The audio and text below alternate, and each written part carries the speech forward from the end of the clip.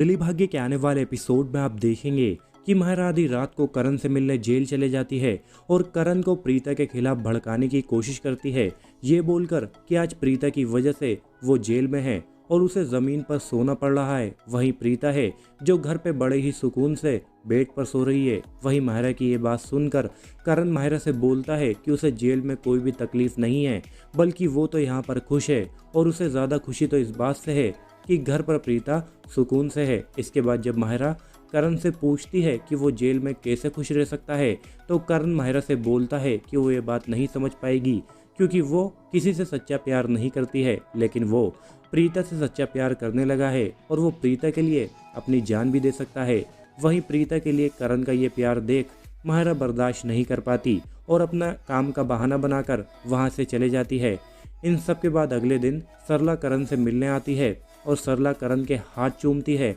और करण से माफ़ी मांगती है और बोलती है कि उन्होंने उसे कितना ज़्यादा गलत समझा था और जाने अनजाने में कितनी ज़्यादा बद्दुआ भी दी थी, यहाँ तक कि उसे मारा भी था, लेकिन फिर भी उसने कभी भी उन्हें पलट के कुछ नहीं बोला और उनकी इज्जत की। वहीं सरला की ये बातें सुनकर करण काफ़ी ज़्यादा इमोशनल हो जाता है और सरला से बोलता है कि उन्हें माफ़ी मांगने की कोई ज़रूरत नहीं है क्योंकि वो तो उसकी माँ है और वो उसे कुछ भी बोल सकती हैं। वो उनकी बातों का बुरा नहीं मानता है क्योंकि उसे पता है कि उसकी सरला माँ उससे प्यार भी करती हैं। वहीं दूसरी तरफ शर्लीन पम्मी को प्रीता के खिलाफ भड़काती है, ये बोलकर कि प्रीता को वो कुछ बोलती क्यों नहीं है, जबकि प्रीता ने तो अक्षय का फ़ोन चोरी भी करवा दिया, जबकि प्रीता को पता था कि अक्षय का फ़ोन ही करण को जेल से बाहर निकलवाने में उनकी मदद कर सकता है। वहीं शर्लीन की बातें सुनकर पम्मी भड़क भी जाती है और प्रीता को सुनाने निकल पड़ती है। वहीं इसके बाद जब पृथ्वी शर्लीन से पूछता है कि उसने पम्मी को क्यों भड़काया, तो शर्लीन पृथ्वी को बताती है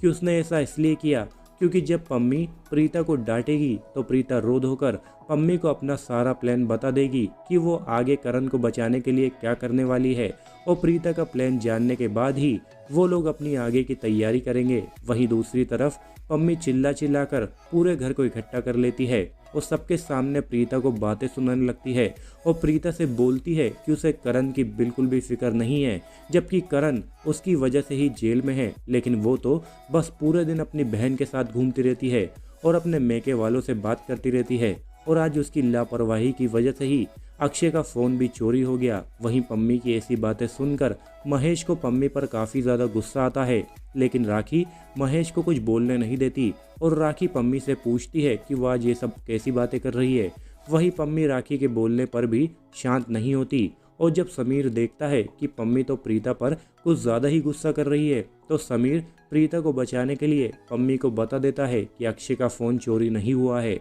और ये बात सुनकर शर्लीन और पृथ्वी के तो होश उड़ जाते हैं। अब आने वाले एपिसोड में आप देखेंगे कि जैसे ही शर्लीन को इस बात का पता चलेगा कि प्रीता के पास अभी भी अक्षय का फ़ोन है, तो शर्लीन पृथ्वी और माहिरा के साथ मिलकर दोबारा से प्लान बना लेगी अक्षय का फ़ोन चोरी करने का। अब देखना तो ये इंटरेस्टिंग होगा कि क्या प्रीता पृथ्वी और शर्लीन की वीडियो देख पाएगी या उससे पहले ही शर्लीन पृथ्वी और माहिरा के साथ मिलकर अक्षय का फ़ोन चोरी करने में कामयाब हो जाएगी। देखना दिलचस्प होगा। कुंडली भाग्य से जुड़ी सभी अपडेट्स के लिए हमारे चैनल को सब्सक्राइब करना ना भूलें।